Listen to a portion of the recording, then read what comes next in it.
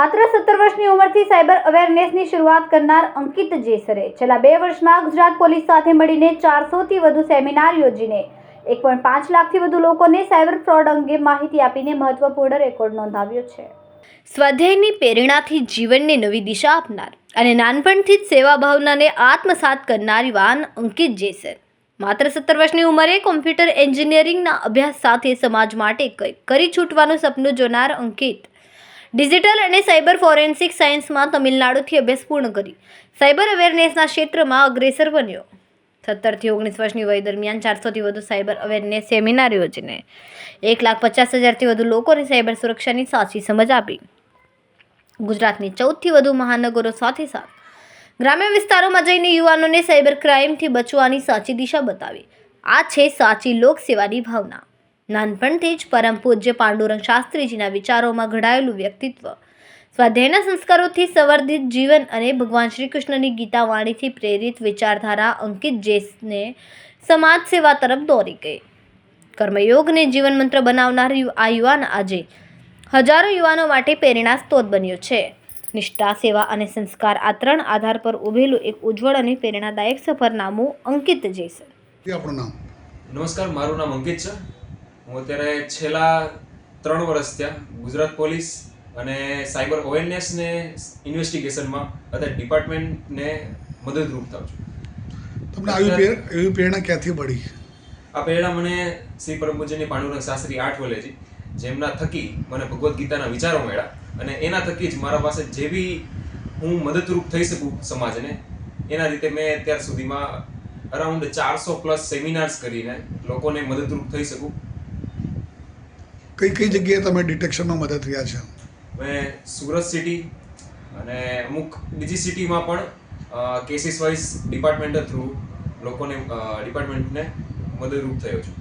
બીજા કયા રાજ્યોમાં પણ તમે અભ્યાસ કરીને આના માટે કામગીરી કરી છે? મેં ગુજરાત અને તમિલનાડુ આ 2 રાજ્યમાં મારા ડિપ્લોમા અને ડિગ્રી મેં કમ્પ્લીટ કરી છે.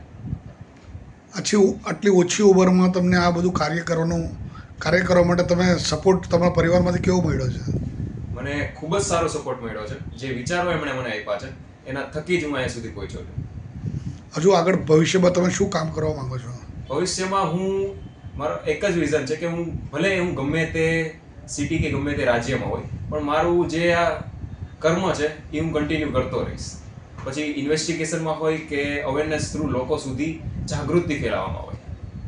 ખાસ કરીને એકાદ તમારો એક અનુભવ એવો કહ્યો કે કેવી રીતે સાયબર ફ્રોડ થાય છે લોકો દ્વારા, એમાં કેવી રીતે જાગૃતિ રાખવી, એ માટે કોઈ ઉદાહરણ આપો તમે. સાયબર ક્રાઇમ હાલના સમયમાં તો ઘણી બધી અલગ અલગ રીતે થતા હોય છે. હાલના સમયમાં જે ટ્રેન્ડિંગ સાયબર ક્રાઇમની વાત કરું તો વોટ્સઅપ થ્રુ અત્યારે જે PDF, ફોટોસ કે એપ્લિકેશન્સ આવે છે, જેવી કે APK, PM કિસાન યોજના, SBI આમંત્રણ કાર્ડ, ચાલાન કરીને અત્યારે બહુ જ ટ્રેન્ડિંગમાં એપ્લિકેશન્સ ફરે છે. સાથે સાથે ઇન્સ્ટાગ્રામ થ્રુ ઘણી બધી એડવર્ટાઇઝ રૂપે લોભામણી એડવર્ટાઇઝ તમને બતાવે છે, જેના બહેકાવામાં આવીને તમે એમાં તમારી પર્સનલ ઇન્ફોર્મેશન જેવી કે નંબર, લોકેશન, એડ્રેસ, તમે બધી વસ્તુઓ એમને આપી દેતા હોય છે અને એના જ થ્રુ એ તમારા મિસયુઝ કરે છે અને તમારી વિરોધમાં પછી તમને કોલ કરીને પૈસાની છેતરપિંડી કરવાનું કામ કરે છે.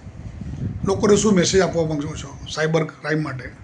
એક જ મેસેજ છે કે જેટલું થાય તમે ફોનનો યુઝ કરો છો, કોઈ બી ઇન્ફોર્મેશન ક્યારેય શેર ના કરો. તમારી સાથે સાયબર ક્રાઇમ ત્યારે જ થાય છે જ્યારે તમે કંઈક આપો છો, કંઈક ક્લિક કરો છો, કોઈ ઇન્ફોર્મેશન શેર કરો છો, કંઈ ડેટા તમે લ્યો છો, કોઈ બી વ્યક્તિના જે અજાણ્યા વ્યક્તિ છે એની સાથે તમે સંપર્કમાં આવો છો, એની વાતમાં તમે આવી જાઓ છો, ત્યારે જ સાયબર ક્રાઇમ થાય છે. બાકી તમે નોર્મલી તમે જે બી ફોનનો યુઝ કરો છો એનાથી ક્યારેય કંઈ થતું જ નથી. અત્યાર સુધી કેટલા લોકોનો સંપર્ક કર્યો છે તમે?